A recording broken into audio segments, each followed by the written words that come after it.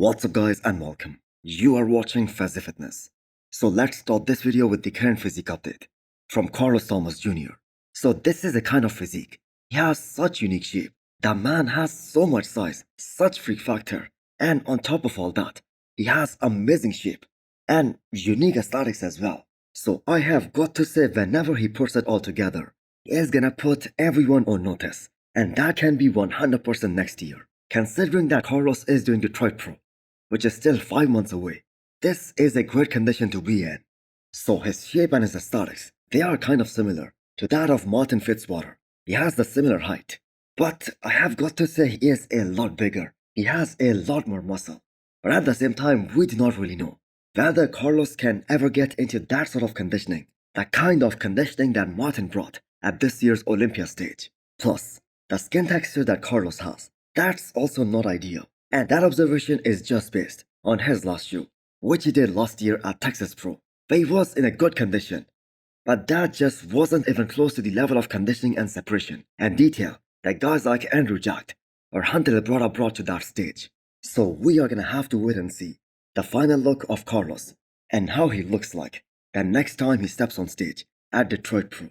Because as of right now, in the off-season, he has to be one of the most impressive looking guy out there. So I still remember him doing that guest posing just a few weeks before last year's Texas Pro. It was on the same weekend as Chicago Pro.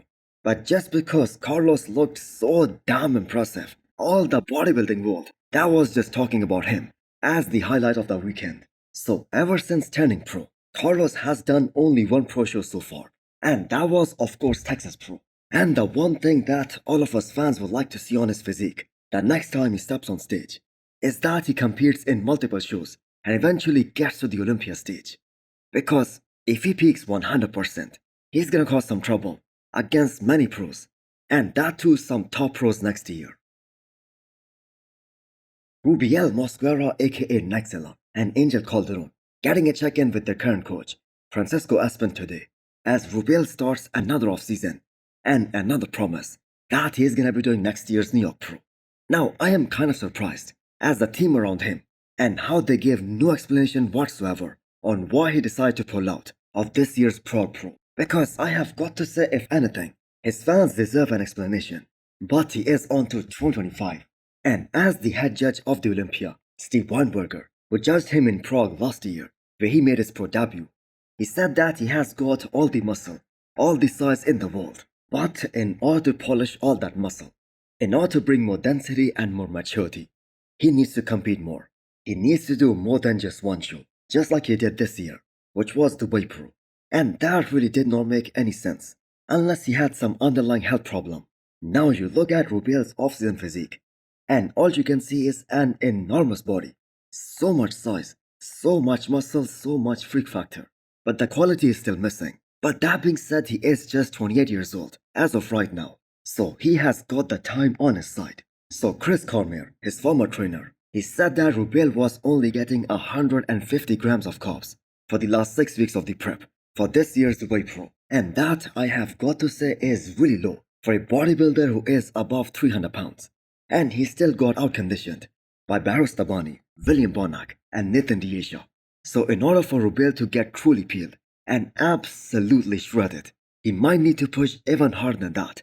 He might need to dig even deeper than that.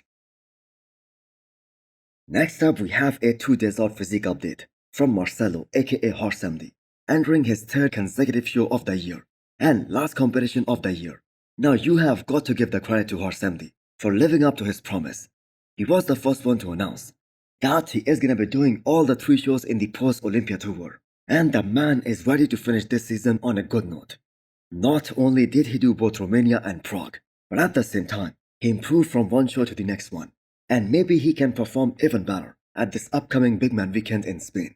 So how is that Horse MD improved his biggest weakness from last year, his back, and got down in placings? Now I think he has got great size, but he's still nowhere close to winning his first pro show based on the season that he has had so far. And the reason for that is, he doesn't just need more back, he has a very wide waistline, and the man really gets exposed in a lot of the front shots, especially against those guys who are very aesthetic, who has great V-taper, and he loses a lot of ground, especially in the front lat spread. Now, I personally think Horsemdi was in a superb conditioning at this year's Pro, and him not making even top 4, even being at his 100%, even being at his personal best. That just goes to show us it is getting harder and harder to win all these pro shows and get to the Olympia stage, especially if there is a veteran bodybuilder in that particular lineup.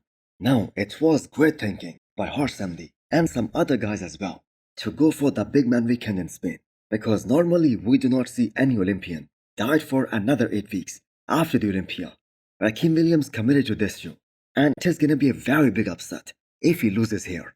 So Horsemdi can place as high as second because he was beating Emir, another top contender here, in Romania prejudging, and he did beat Andrei Presti in Prague last year. And it was really close between him and Matthias in Prague as well. So Horsemdi will definitely be entering this show as the potential favorite to place as high as second. But do let me know what you guys think. Next up, we have an update from Martin Fitzwater.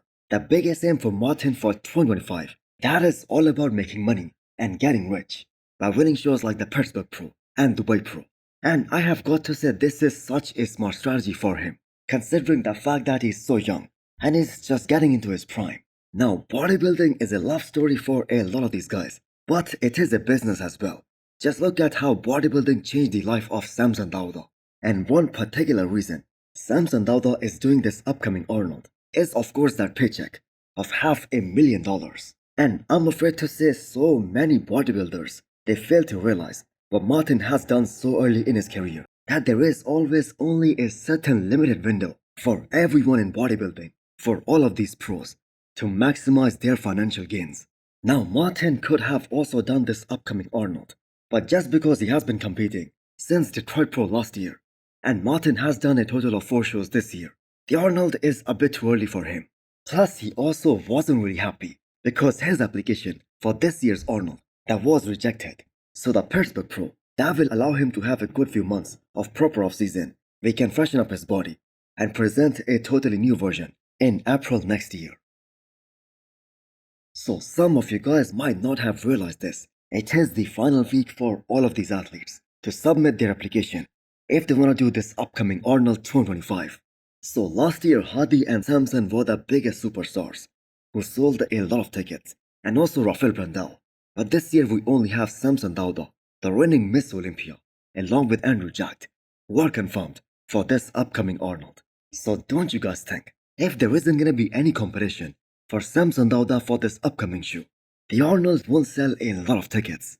Now, Hadi Chopin 100% isn't doing this show. Derek says he is in the off-season, but as a bodybuilding fan, we sincerely hope that he jumps into this one and he does his first ever Arnold. Now, Derek is always in the striking range, in the striking distance, because he is always so lean, even in the off-season. So there is still plenty of time for him to really get shredded for this show if he wants to do it. But in Derek's scenario, there is another unsolved puzzle. Hanu Rambod is no longer coaching him, so let's see what his decision is. I sincerely hope that Behrouz Tabani, who just got sponsored by Panata, he gets his visa to compete at this upcoming Arnold, because that will be a dream come true, and he is definitely gonna be a worthy competitor. So do you guys know any other potential men's open guys who can make this upcoming Arnold very exciting? And also hit the thumbs up button if you liked the video, and smash the subscribe button if you wanna come back for more. Thanks for watching.